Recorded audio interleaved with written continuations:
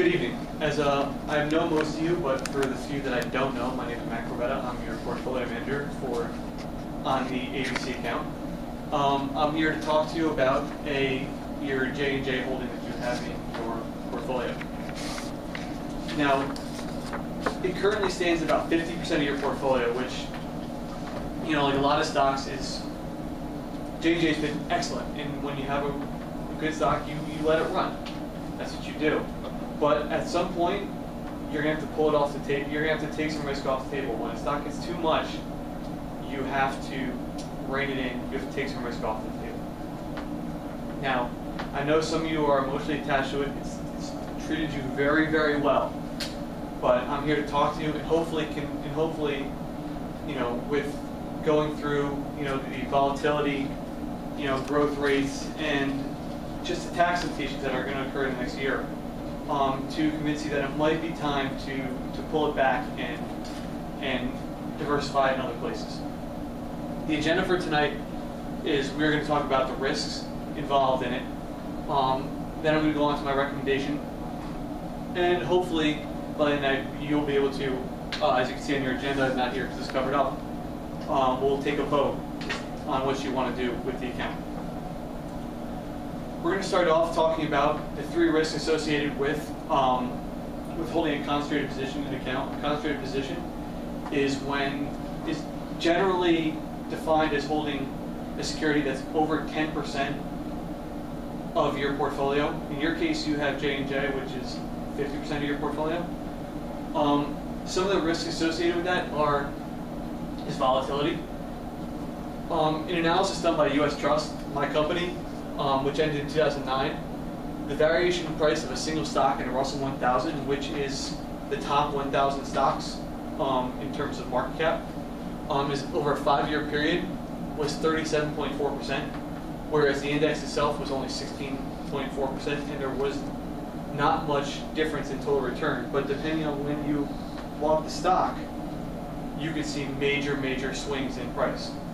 And that's something you got to worry about when your portfolio when half your portfolio is one stock.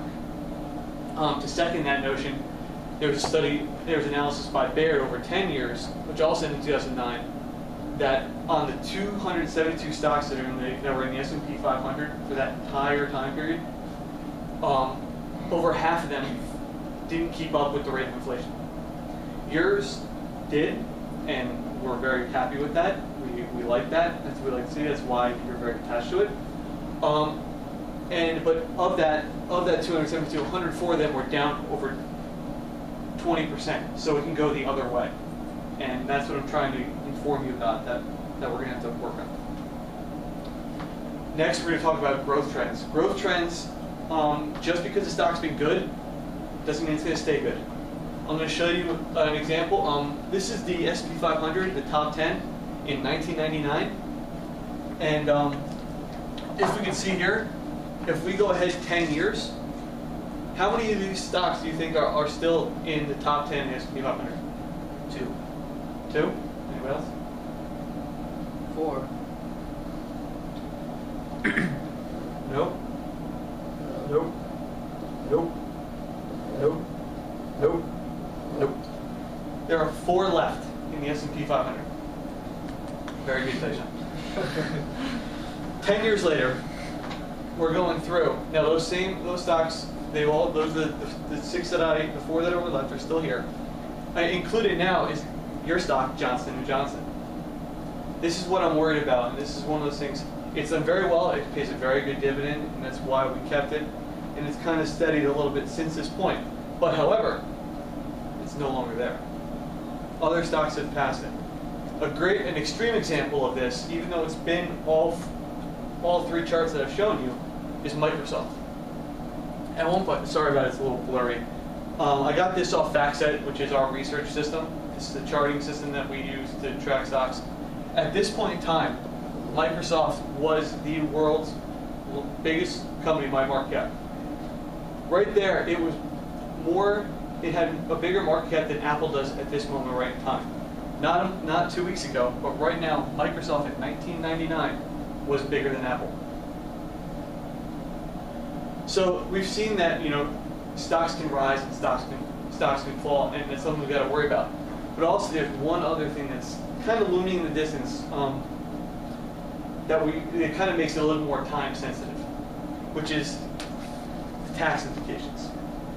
I spoke to our wealth strategist, Anthony Fatizzi, who is a very, very, very intelligent man. These guys, these wealth strategists, their job is to plan your entire life for you through retirement, through generations and generations and generations. And he knows everything, and his job is to know the tax laws. And in talking to him, he said that it's in the client's best interest to get rid of a concentrated position now and pay the 15% capital gains rate that's now, because it's gonna go up currently. And I've shown right here is the chart of the changes in the tax rates that are going to at the end of this year. What we're focusing on is the long-term capital gains rate. It's going to go from 15% to 20%. But that's not all. On top of that, we have to add this new healthcare surtax, which is going to add another 3.8% tax to those capital gains. So you're going to be paying 23.8% on long-term capital gains now. If you wait till if we sell it after 2013. So we're going to go on to my recommendations.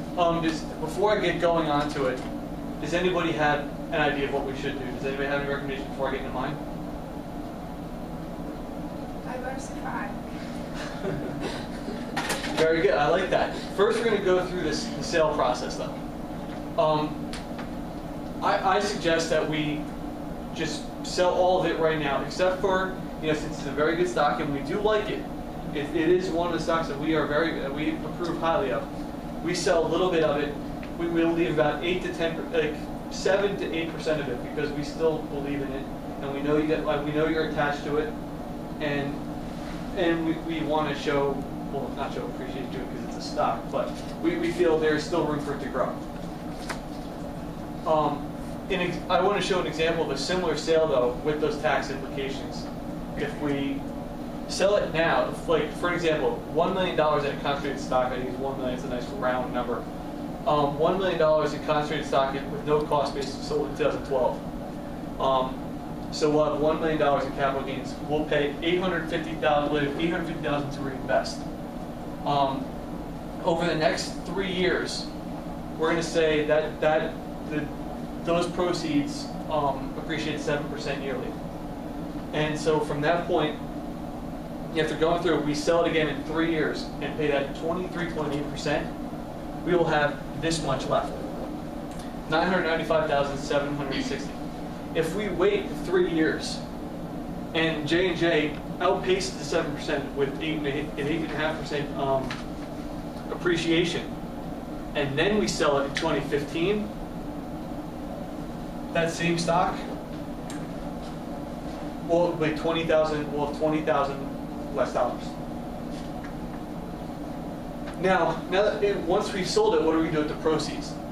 Well, Vladimir Devasel in the Journal of Portfolio Management, he's also a portfolio manager at Glenmead, states that the maximum loss a stock can occur is negative 100%, but its maximum return of the stock is not limited. For a 7-year period ending December 1st, 1999, about 1 in 6 stocks reflected total returns in excess of 300%. The likelihood of getting one of these super performers increases as you add additional stocks. So what he's saying is, instead of taking the risk out as one way of thinking it, what we're going to do is we're going to add more stocks to it in hopes that we find the next J&J. And in doing so, hopefully we can counteract any losses that we incur. So in conclusion, that I propose that we